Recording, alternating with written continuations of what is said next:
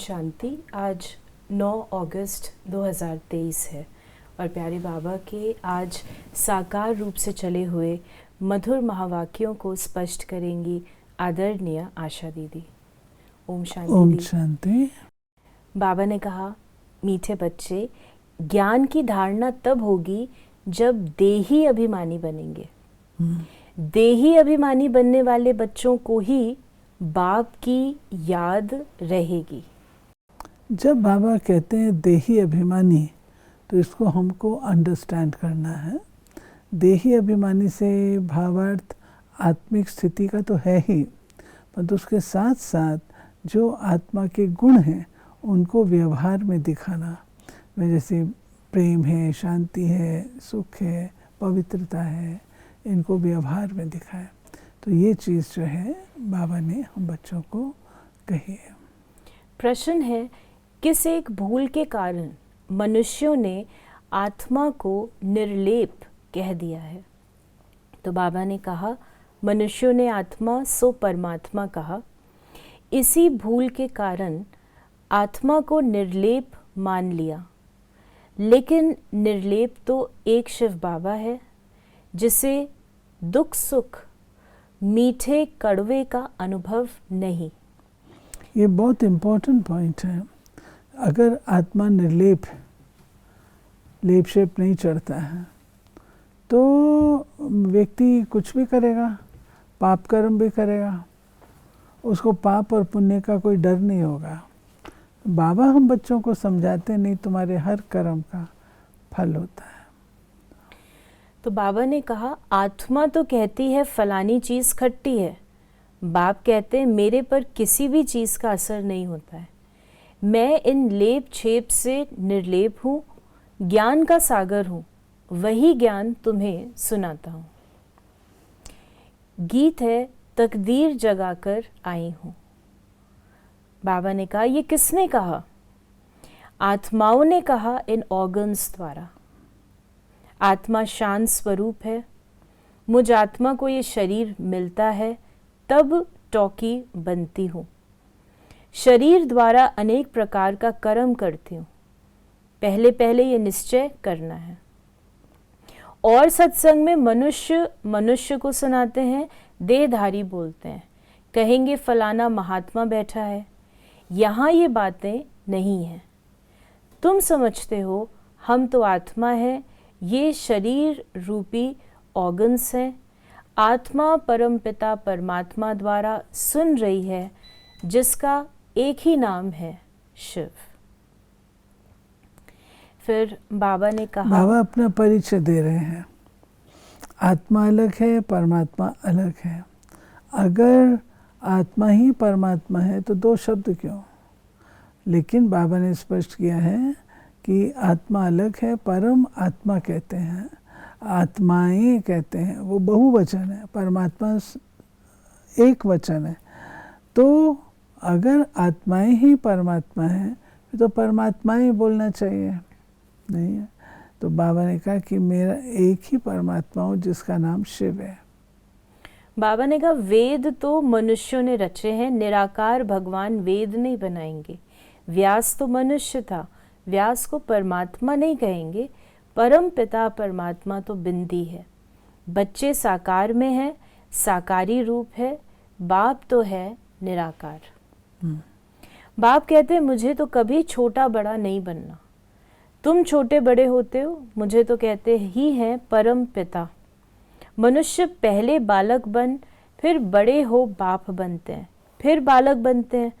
मैं तो हमेशा पिता ही हूँ, मैं बालक नहीं बनता हूँ।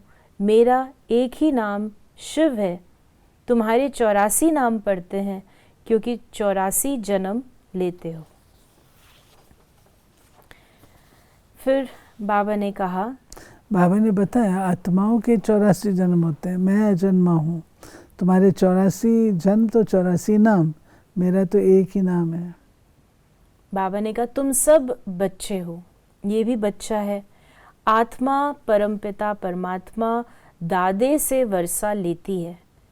लौकिक संबंध में सिर्फ बच्चों को ही वर्षा मिलता है, कन्या को नहीं मिलता। बेहद का बाप कहते हैं तुम सब आत्माएं हो, तुम हर एक को हक है, तुम मुझ परम पिता परमात्मा के थे और हो। कहते हैं ना, ओ गॉड फादर, ओ परम पिता परमात्मा। महिमा करते हैं कौन? करते हैं आत्मा।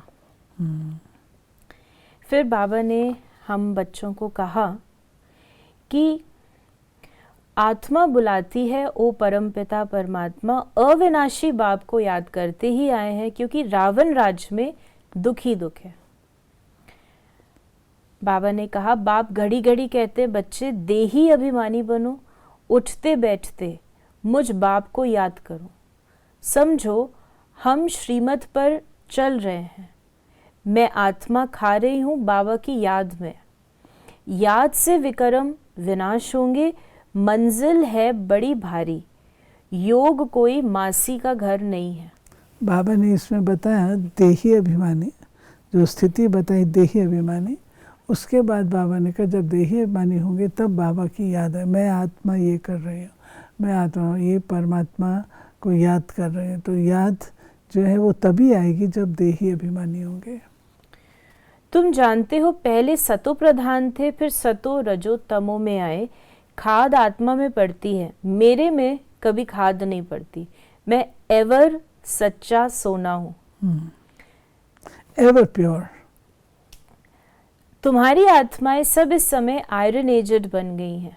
मम्मा भी कहेगी हमने शिव बाबा से जो सुना है वही सुनाते हैं। शिव बाबा तो खुद ज्ञान का सागर है, ये बड़ी समझ की बातें हैं। बरोबर हम बाबा के बने हैं, वो हमें पढ़ाते हैं। बाबा से पढ़कर हम जीवन मुक्त बनते हैं। जीवन मुक्त माना इस शरीर में तो आना है, परंतु सुख भोगना है। मुक्ति सबको मिलती है, परंतु जीवन मुक्ति में तो नंबर वार आते हैं। ये क्लियर होना चाहिए कि जीवन मुक्ति जो है वो हमारी सत्युग की अवस्था है, सत्युग त्रेता की। लेकिन जो बाबा ने ये कहा कि जीवन मुक्ति हर एक को मिलती है नंबर वार, उसका रहस्य ये है हर आत्मा को, क्योंकि वो पवित्र बनकर के ऊपर जाती है। पवित्रता के बिना तो आत्मा वहाँ रह नहीं सकती।